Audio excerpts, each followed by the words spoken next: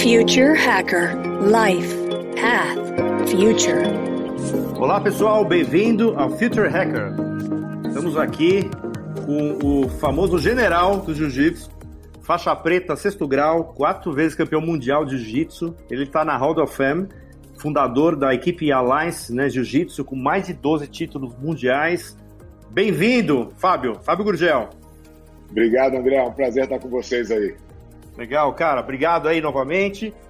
Ô, Fábio, já queria começar com uma pergunta aqui, cara, que assim, você tem um histórico super vencedor, né, cara, é público notório, não precisa nem falar. O que você atribui, cara, a esse sucesso, assim, de ter chegado a todos os títulos que você chegou, etc.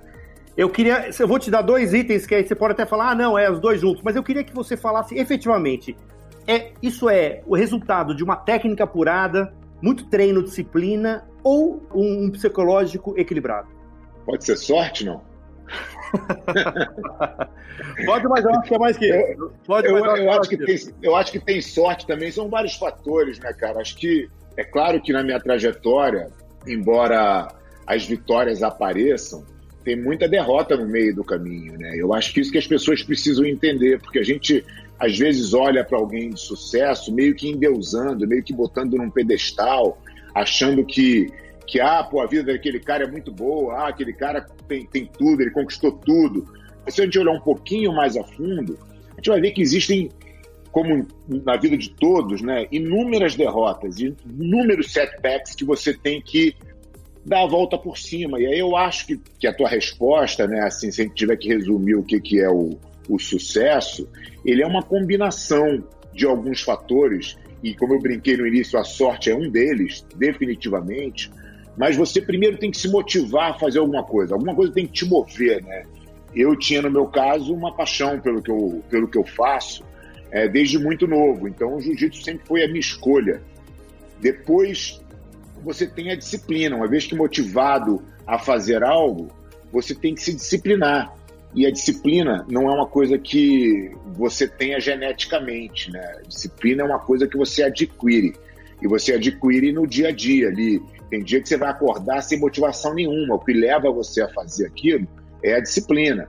Então a disciplina vai fazendo com que você ganhe pequenas batalhas. E aí você vai falar, puta, eu fiz tudo, sou motivado, sou disciplinado, então aprendi, estou me dedicando, então isso vai dar tudo certo para mim? Não, não vai. Você vai ter várias porradas no teu caminho, né? E aí é nesses setbacks que você vem com um outro componente, que é a resiliência. O que é a resiliência? A resiliência é simplesmente você não aceitar o não, né? É você não aceitar falar, puta, eu não consegui, vou desistir, não vou tentar de novo. Puta, não consegui de novo, vou desistir, não, vou tentar de outro jeito. Até uma hora que a bola entra, até uma hora que você ganha, até uma hora que você consegue, de fato, conquistar alguma coisa. Primeiro, acho que as pessoas que têm que parar de endeusar as pessoas que têm sucesso, achando que a vida delas, que eles são os escolhidos, né? O mundo não está contra você, ninguém está contra você, ninguém está nem aí para você. Você tem que fazer o teu todo dia, você tem que se dedicar ao máximo todo dia. Eu acho que esse componente é que, muitas vezes, se você tiver sorte, vai te levar ao sucesso. Perfeito. Então, assim, você acredita, então, que a primeira luta é você contra você mesmo, né? A sua batalha que você tem que vencer é a si próprio, antes de olhar para o adversário. Eu acho que todas elas são, no final, porque pensa o seguinte, André, você só tem para fazer as coisas que estão no seu controle, né? Você não controla o movimento do teu adversário, por mais que você tente, né? Você não sabe o que vai acontecer. São coisas que fogem um pouco do que você pode fazer, da tua capacidade. Então, você tem que controlar as coisas que você tem ação, que você pode fazer, e tentar fazer aquilo da melhor maneira possível. Se você conseguir fazer da melhor maneira possível, ou da melhor maneira que você consegue fazer, tua chance de ter sucesso aumenta. A gente tem que focar no que a gente pode fazer sempre. A luta é sempre de uma evolução pessoal.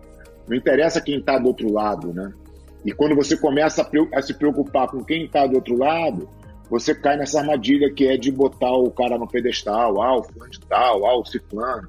Mas o cara é muito mais forte. Mas o cara é muito mais rico. Mas o cara é muito mais bonito. Você pode endeusar quem você quiser, mas isso não vai te ajudar em nada no processo.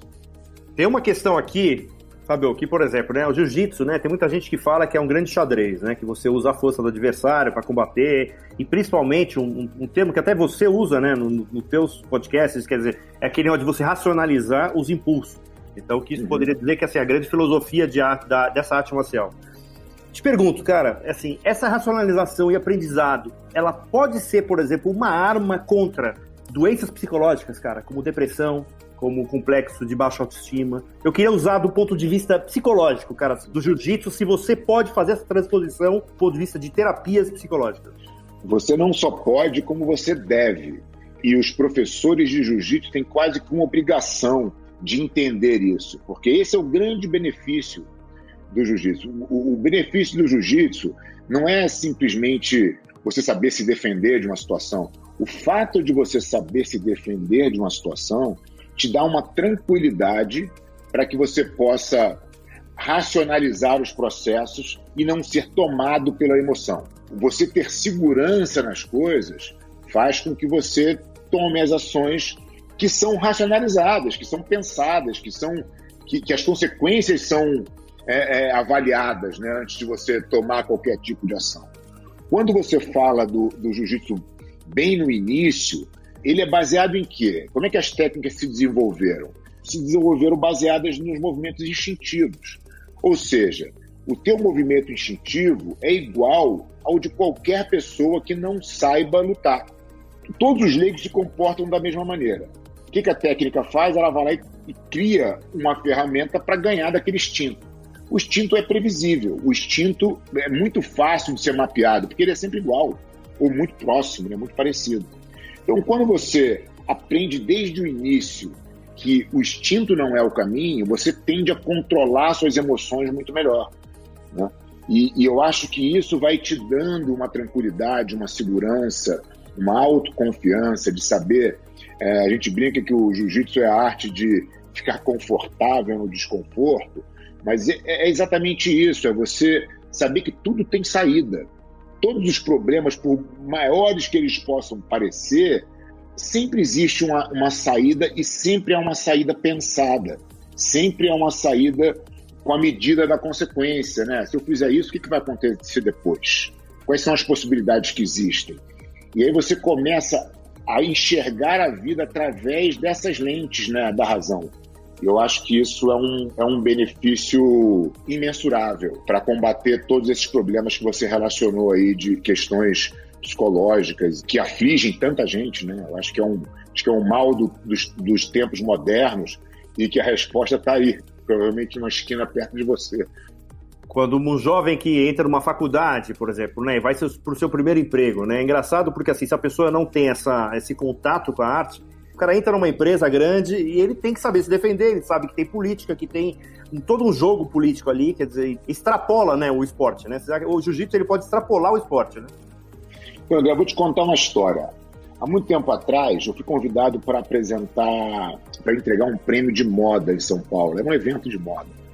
E eu estava no backstage esperando a minha hora de apresentar, e a apresentação era em dupla. Então você tinha que falar um pequeno texto e entregar o prêmio para o vencedor. Assim, coisa muito simples, coisa de 2 minutos.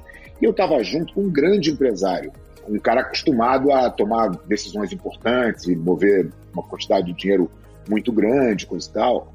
Ele estava nervoso num nível que ele falou assim: pô, você não está nervoso? Eu falei: mas esse é o teu problema de entrar ali, falar 2 palavras e entregar um prêmio? Assim, eu não tinha nenhuma alteração, né, de adrenalina correndo no meu sangue para fazer uma ação daquela, porque aquilo realmente era muito simples. Talvez porque eu enfrentasse problemas no meu dia a dia, eu vivia nesse controle da adrenalina com uma frequência tão grande, né, porque eu competia frequentemente, que aquilo vai ficando uma coisa normal, até prazerosa, né? Você passa a gostar daquela, vai sentindo falta. Uma das coisas que quando a gente para de competir, a gente mais sente falta é justamente dessa injeção de adrenalina ali para que você controle ela. Isso vai te dando uma tranquilidade muito grande. Então, acho que a arte marcial como um todo, ela te prepara para esse tipo de situação, para que você possa racionalizar qualquer que seja o processo, independente do tipo de pressão que você tem. É um benefício que eu vejo poucas atividades trazerem, entendeu? Você pode acostumar, se você é um cara que faz palestra, você pode acostumar a fazer palestra, aquilo passar a ser um processo normal para você. Mas se eu te tirar daquele ambiente, te botar em outro, aquilo vai gerar a mesma descarga de adrenalina e talvez você se sinta também travado, porque a luta é diferente, a luta vai muito na raiz, né? Então, assim, quando você consegue controlar aquela adrenalina de repente, alguém igual a você poder te subjugar completamente numa luta, você está preparado para controlar qualquer tipo de adrenalina que tiver pela frente, entendeu? Entendi. Fábio, você acha que, por exemplo, dos atletas hoje que fazem o jiu-jitsu, quantos têm esse entendimento e eles conseguem puxar isso para a vida deles? E quantos não conseguem? André, é muito difícil de quantificar, né? Tudo é um processo de aprendizado. É claro que o entendimento que eu tenho hoje com 50 anos de idade não é o mesmo que eu tinha quando eu tinha 20 e pouco. Né? Às vezes eu até sentia essa tranquilidade, mas eu não conseguia me expressar e te explicar o que era exatamente aquilo. Então, eu acho que os garotos que estão competindo, eles ainda estão nesse processo de entendimento, né, do que é o que.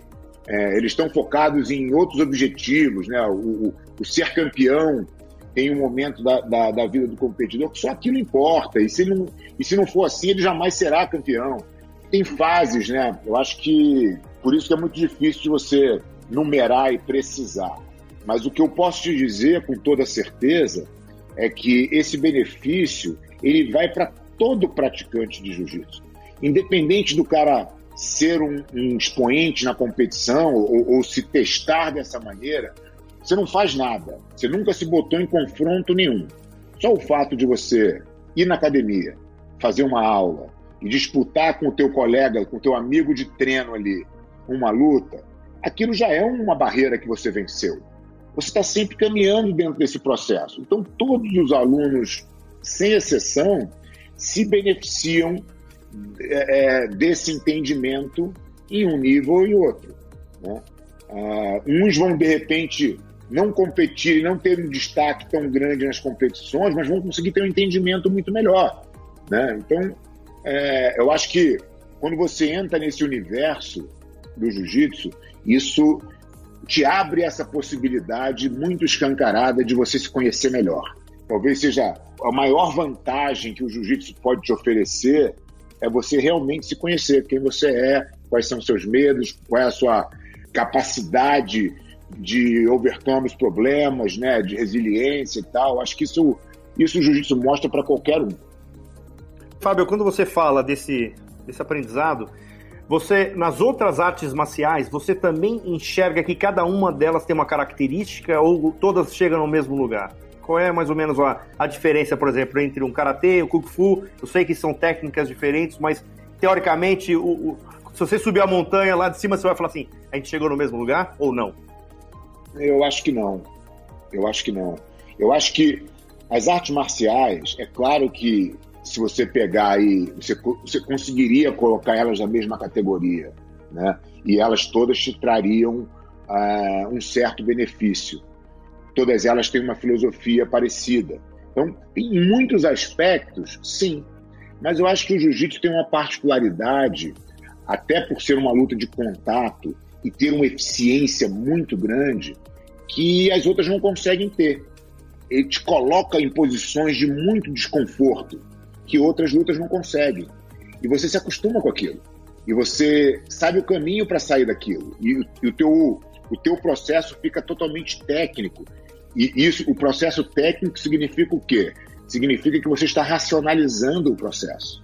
Porque toda vez que você tem uma emoção, você perde. E eu não acho que as outras lutas isso fique tão evidente. Né? Não que elas não tenham, mas eu acho que no jiu-jitsu fica muito transparente as suas reações instintivas e emocionais e o quanto você consegue controlar daquilo. Eu não acho que as outras artes marciais consigam entregar isso da maneira como o jiu-jitsu entrega. E, Fábio, o Future Hacker é exatamente as pessoas que estão hackeando o futuro, né? Que a gente está tentando pescar exatamente as pessoas que estão fazendo e construindo, né, shaping esse novo futuro. Aonde que você vê que o jiu-jitsu vai estar daqui a 20 anos? Qual você acha que é a grande evolução do jiu-jitsu e aonde que ele pode estar? Em que patamar que ele pode estar?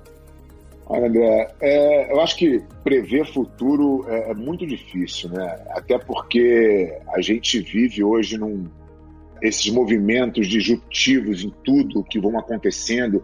Quanto mais eu vejo pessoas prevendo o futuro, mais eu vejo elas errando, né? Então eu não quero também fazer nenhuma previsão que realmente eu não veja possibilidade de acontecer.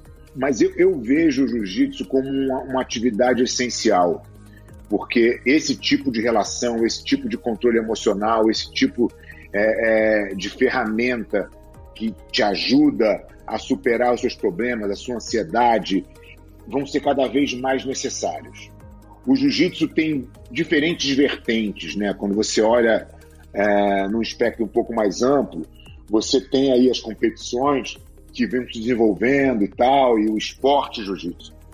Mas você tem uma coisa que a gente tenta hoje preservar, que é justamente a tradição da arte marcial. São todos esses conceitos que a gente está conversando aqui e que muitas vezes se perdem quando as academias se voltam muito para o jiu-jitsu esportivo. E elas vão aí perdendo um pouco dessa ligação com a arte marcial. Então, o que a gente procura fazer na Aliança é realmente entregar um jiu-jitsu de ponta a ponta. É introduzir o jiu-jitsu ao nosso aluno através da defesa pessoal, através da tradição, através do entendimento do que é de fato a arte marcial e, ao mesmo tempo, levar esse desenvolvimento técnico até o limite, que é o high-end da competição, né? A nossa escola se propõe a entregar um jiu-jitsu muito completo, muito amplo. Quando eu olho isso numa projeção de 10, 20 anos do que a gente tem hoje, a única referência que eu consigo fazer é olhar para trás 10, 20 anos e ver o quanto a gente andou. A gente pode até botar um aceleradorzinho nessa projeção, porque a gente sabe que o crescimento hoje é exponencial por diversas ferramentas que hoje existem, que não existiam há 20 anos atrás. Eu vejo o jiu-jitsu sendo praticado em todos os cantos do mundo, com academias realmente entregando esse conceito de arte marcial, que é uma arte marcial brasileira, né? Por mais que não tenha sido criada aqui, foi aqui que ela foi desenvolvida, e isso leva junto a nossa cultura, isso leva junto um monte de coisa boa do nosso povo. A gente já é um pouco embaixador do Brasil fora, né? Quando a gente... o jiu-jitsu hoje, o Brazilian Jiu-Jitsu está hoje no mundo inteiro, só a Aliança está em 25 países. Então, eu vejo isso de uma forma multiplicada, né? Eu acho que a gente vai ser 5, 10 vezes maior daqui a 10 anos e vai conseguir entregar um jiu-jitsu muito mais profissional e que vai atender as pessoas de uma forma muito mais positiva e, consequentemente, atender muito mais gente. Fábio, temos uma última questão aqui, que eu acho que eu roubei do seu blog, que é falar qual é a diferença entre risco e consequência. Fiz esse texto no meu blog porque essa fala do Alex Honnold, para quem não conhece, o Alex Honnold, ele é um dos maiores climbers do mundo, né? E ele faz uma modalidade que chama free solo, que significa basicamente você subir a montanha sem equipamento nenhum e sozinho. Então, ele tem um documentário que eu recomendo muito que assistam, que chama Free Solo. Acho que, não sei se está na Netflix ou está numa dessas plataformas de streaming, onde ele fala de uma aventura, né, que ele fez ali de subir o El Capitan, que é uma montanha gigantesca em Yosemite, na Califórnia, que as pessoas demoravam 30 horas para subir, 20 e tantas horas para subir com equipamento. E ele termina subindo ela em menos de 3 horas, sozinho, sem equipamento. É um negócio impressionante o mindset desse cara. E aí, no livro dele, acompanhei ele em alguns vídeos, e tem um ponto que as pessoas perguntam para ele se ele não tinha medo de morrer. E a resposta dele é justamente as pessoas confundem risco com consequência. A consequência de eu escorregar é quase 100% que eu vou morrer, né? Mas isso é a consequência. O risco é eu escorregar. como é que eu minimizo o risco? Eu me preparo, eu treino, eu domino a minha técnica no limite, eu domino a minha mente, eu estou super focado, então eu vou minimizando o risco. E se eu minimizar o risco, eu não preciso pensar na consequência.